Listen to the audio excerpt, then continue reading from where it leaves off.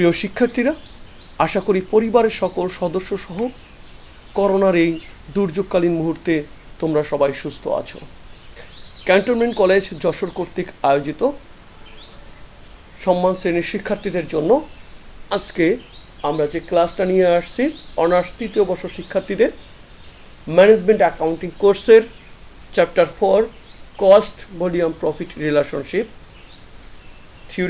Theoretical part 2। প্রিয় শিক্ষার্থীরা, আজকের এই আলোচনার অংশে আমরা তোমাদের এই অধ্যায়ের অঙ্কের জন্য যে পরিমাণ সূত্রগুলো প্রয়োজন আমরা সূত্রগুলো দেখানোর চেষ্টা করেছি। আর এই সূত্রগুলো তুমি যদি আয়ত্ত করতে পারো সেই ক্ষেত্রে অবশ্যই এই চ্যাপ্টারের অঙ্কগুলো নিয়ে তুমি খেলা করতে পারবা।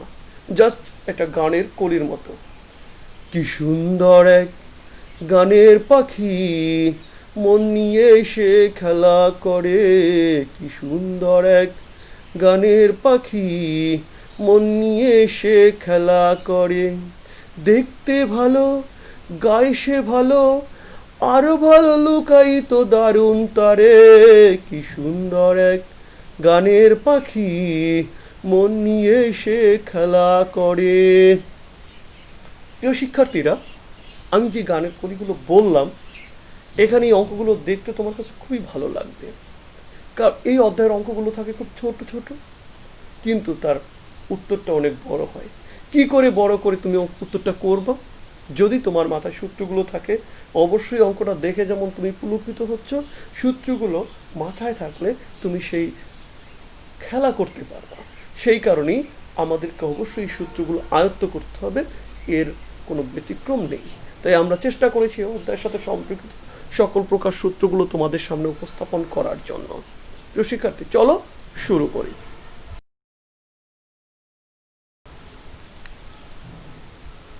Starting in the name of almighty Allah. প্রিয় শিক্ষার্থী, আমরা প্রথমেই যেটা নিয়েছি সেলসের ক্ষেত্রে আমরা যে সূত্রগুলো দেখানোর চেষ্টা করেছি, অনেকগুলো সূত্র তোমরা দেখতে পাচ্ছ। বিক্রয় বের করার জন্য প্রথম যে সূত্রটা দিয়েছি, production oblique sales unit into selling price per unit, যে আমাদের বিক্রয় একক বা উৎপাদন এককের সাথে একক প্রতি বিক্রয় মূল্য গুণ করলে আমি বিক্রয়টা পেয়ে যাচ্ছি। অথবা variable cost plus fixed cost plus profit, পরিবর্তনশীল ব্যয় যোগ স্থায়ী ব্যয় যোগ মুনাফা বিক্রয়। Variable cost plus fixed cost less loss, পরিবর্তনশীল ব্যয় যোগ স্থায়ী ব্যয় বাদ ক্ষতি, তাহলে আমরা বিক্রয় পেয়ে যাচ্ছি। অথবা কন্ট্রিবিউশন প্লাস ভেরিয়েবল কস্ট, দত্তাংশের সাথে আমরা পরিবর্তনশীল ব্যয় যদি যোগ করি সেই ক্ষেত্রে আমরা পেয়ে যাচ্ছি সেলস। দত্তাংশের সাথে আমরা পরিবর্তনশীল ব্যয় যোগ করলে বিক্রয় পেয়ে যাচ্ছি। অথবা contribution divided contribution margin ratio, দত্তাংশ বাদ দত্তাংশ অনুপাত আমরা ভাগ করলে পেয়ে যাচ্ছি। অথবা ব্রেক ইভেন সেলস টাকা divided break even point ratio, সমস্ত বিন্দুর টাকাকে আমরা সমস্ত বিন্দু অনুপাত দিয়ে ভাগ করলে পেয়ে যাচ্ছি।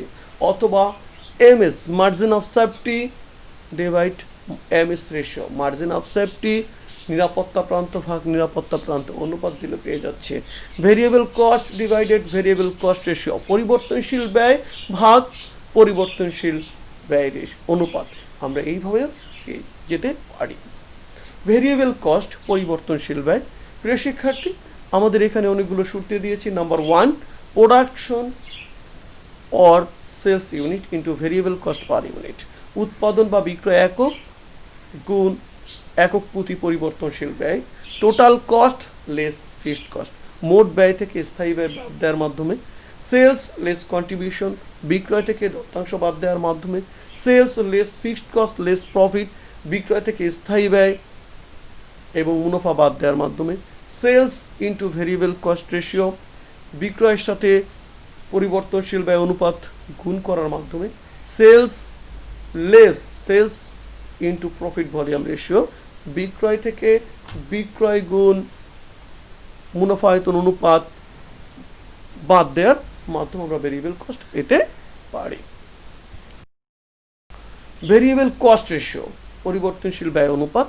ফার্স্ট 100% মাইনাস সেম রেশিও, 100% থেকে আমরা দত্তাংশ অনুপাত বাদ দিয়ে পেতে পারি। Variable cost divide sales into 100, আমরা পরিবর্তনশীল ব্যয় ভাগ বিক্রয় গুণ 100 মাধ্যমে পেতে পারি। Change in cost divide change in sales into 100, ব্যয়ের পরিবর্তন, মূল্যের পরিবর্তন এবং বিক্রয়ের পরিবর্তন মাধ্যমে গুণ 100-এর মাধ্যমে আমরা ভেরিয়েবল কস্ট রেশিও পেতে পারি। কন্ট্রিবিউশন মার্জিন, দত্তাংশ। Sales less variable cost or marginal cost, আমরা বিক্রয় থেকে পরিবর্তনশীল ব্যয় বাদ দেওয়ার মাধ্যমে পেতে পারি। Sales fixed cost plus profit, স্থায়ী ব্যয়ের সাথে মুনাফা যোগ করে পেতে পারি। ফিক্সড কস্ট লেস লস, আমরা স্থায়ী ব্যয় থেকে ক্ষতিটা বাদ দিয়ে কন্ট্রিবিউশন মার্জিন পেতে পারি। সেলস ইন্টু সিএম রেশিও, বিক্রয়ের সাথে দত্তাংশ অনুপাত গুণের মাধ্যমে পেতে পারি। Sales unit into per unit contribution, বিক্রয় এককের সাথে আমরা একক প্রতি দত্তাংশ গুণ করে পেতে পারি। সিএম রেশিও, দত্তাংশ অনুপাত। প্রিয় শিক্ষার্থী, এই অনুপাত অনেক পরীক্ষা আসে, এক্ষেত্রে অনেকগুলো সূত্র আমরা এখানে দেখানোর চেষ্টা করেছি। Number 1, contribution margin by sales into 100, দত্তাংশ ভাগ বিক্রয় গুণ 100 মাধ্যমে। Sales less variable cost by sales into 100, বিক্রয় থেকে পরিবর্তনশীল ব্যয় বাদ দিয়ে বিক্রয় দিয়ে ভাগ করে 100 দিয়ে গুণ করে আমরা পেতে পারি। পার unit contribution divide per unit selling price into 100, একক প্রতি দত্তাংশ ভাগ একক প্রতি বিক্রয় মূল্য গুণ 100 দিয়ে পেতে পারি। Fixed cost divide break even sales টাকা ইন্টু 100, স্থায়ী ব্যয়কে সমস্ত বিন্দু টাকা দিয়ে ভাগ করে পেতে পারি। Change in profit divide change in sales into 100, আমরা মুনাফার পরিবর্তন ভাগ বিক্রয়ের পরিবর্তনের মাধ্যমে পেতে পারি। Change in contribution change in sales, দত্তাংশের পরিবর্তন ভাগ বিক্রয়ের পরিবর্তন দিয়ে আমরা পেতে পারি। 100% মাইনাস ভিসি রেশিও, যে ভেরিয়েবল কস্ট রেশিও বাদ দিয়ে আমরা পেতে পারি। Fixed cost ratio plus profit ratio, স্থায়ী ব্যয় অনুপাত এবং মুনাফা অনুপাত যোগ করে আমরা পেতে পারি 1 মাইনাস বিসি রেশিও, এর দ্বারা পেতে পারি। বিসি বলতে পরিবর্তন variable cost ratio, 1 minus variable cost divide sales, যে 1 থেকে ভেরিয়েবল কস্ট ভাগ সেলস বিক্রয়ের মাধ্যমে পেতে পারি। Fixed cost plus profit by sales into 100, স্থায়ী ব্যয় যোগ মুনাফা ভাগ বিক্রয়, এর মাধ্যমে আমরা সিএম রেশিও পেতে পারি। প্রিয় শিক্ষার্থী, আমাদের এখানে অনেকগুলো সূত্র দেওয়া আছে, তোমার মাথায় যদি আয়ত্তে থাকে পরীক্ষার কোশ্চেনে যে অনুপাতের তথ্য দেয়া থাকবে, সেই তথ্যগুলো ব্যবহার করেই কিন্তু আমি সূত্রটা প্রয়োগ করব। যে তথ্য তার উপর ভিত্তি করে যে সূত্রটা আমি নিতে পারবো, আমি দ্রুত অঙ্কের সমাধান করতে পারবো।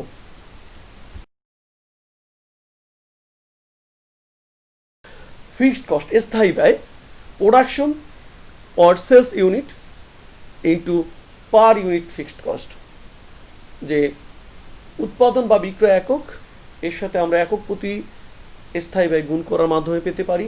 Total cost less variable cost, মোট ব্যয় থেকে পরিবর্তনশীল ব্যয় বাদ দিয়ে পেতে পারি। Sales less variable cost less profit, বিক্রয় থেকে পরিবর্তনশীল ব্যয় ও মুনাফা বাদ দেওয়ার মাধ্যমে পেতে পারি। কন্ট্রিবিউশন লেস প্রফিট, দত্তাংশ থেকে মুনাফা বাদ দেওয়ার মাধ্যমে পেতে পারি। Sales into CM ratio less profit, বিক্রয় গুণ দত্তাংশ অনুপাত বাদ মুনাফার মাধ্যমে পেতে পারি। Sales into fixed cost ratio, বিক্রয়ের সাথে স্থায়ী ব্যয় অনুপাত গুণ করার মাধ্যমে পেতে পারি। Break even sales into CM ratio, সমস্ত বিক্রয় সাথে আমরা দত্তাংশ অনুপাত গুণ করে আমরা ফিক্সড কস্ট পেতে পারি। ফিক্সড কস্ট রেশিও ইকুয়াল আমরা দিয়েছি BEP ratio into CM ratio, যে ব্রেক ইভেন্ট অনুপাত এর সাথে সমস্ত বিন্দু অনুপাত এর সাথে দত্তাংশ অনুপাত গুণ করলে আমরা ফিক্সড কস্ট রেশিও পেতে পারি। অথবা CM ratio less profit ratio, আমরা দত্তাংশ অনুপাত থেকে মুনাফা অনুপাত বাদ দেওয়ার মাধ্যমে ফিক্সড কস্ট রেশিও পেতে পারি। অথবা fixed cost by sales into 100, যে আমরা স্থায়ী ব্যয় ভাগ বিক্রয় গুণ 100 মাধ্যমে পেতে পারি।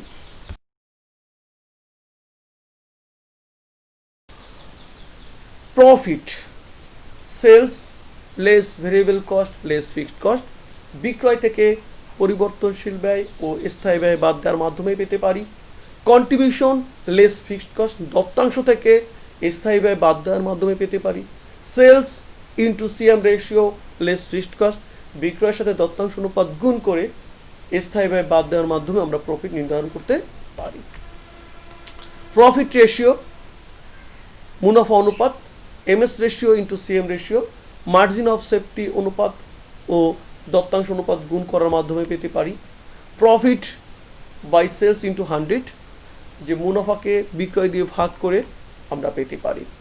ব্রেক ইভেন ইন ইউনিট, সমচ্ছেদ বিন্দু একক আমরা যদি নির্ধারণ করতে চাই সেই ক্ষেত্রে fixed cost by CM per unit, স্থায়ী ব্যয়কে আমরা একক প্রতি দত্তাংশ দিয়ে ভাগ করার মাধ্যমে পেতে পারি।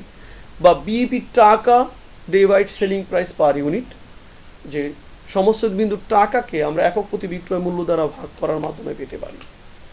বিইপি টাকা সমচ্ছেদ বিন্দু টাকা বের করার সূত্র fixed cost by CM ratio, স্থায়ী ব্যয়কে দত্তাংশ অনুপাত দিয়ে ভাগ করার মাধ্যমে আমরা পেতে পারি। অথবা fixed cost by contribution into sales, স্থায়ী ব্যয়কে দত্তাংশ দিয়ে ভাগ এবং বিক্রয় গুণ করার মাধ্যমে পেতে পারি। অথবা সেলস ইন্টু বিইপি রেশিও, বিক্রয়ের সাথে দত্তাংশ অনুপাত গুণ করার মাধ্যমে পেতে পারি। অথবা sales less margin of safety, বিক্রয় থেকে নিরাপত্তা প্রান্ত বাদ দেওয়ার মাধ্যমে পেতে পারি। অথবা variable cost plus fixed cost, আমাদের পরিবর্তনশীল ব্যয় ও স্থায়ী ব্যয় যোগ করার মাধ্যমে আমি পেতে পারি। সর্বশেষ ব্রেক ইভেন ইন ইউনিটস, যদি আমাদের কাছে দেয়া থাকে সমচ্ছেদ বিন্দুর একক এর সাথে into selling price per unit, একক প্রতি বিক্রয় মূল্য গুণ করার মাধ্যমে আমরা ব্রেক ইভেন টাকা বের করতে পারবো।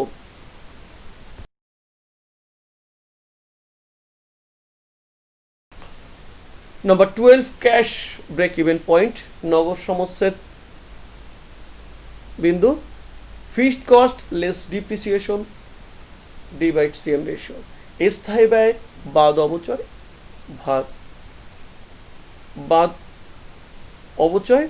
ভাগ হচ্ছে দত্তাংশ অনুপাত। প্রিয় শিক্ষার্থী, যেহেতু নগদ ব্রেক ইভেন পয়েন্ট বের করছি, এখানে অবচয়টা আমার অনগদ খরচ, সেই জন্য এটা বাদ দিবে স্থায়ী ব্যয় থেকে, তারপরে আমরা অনুপাতটা দেখানোর চেষ্টা করব।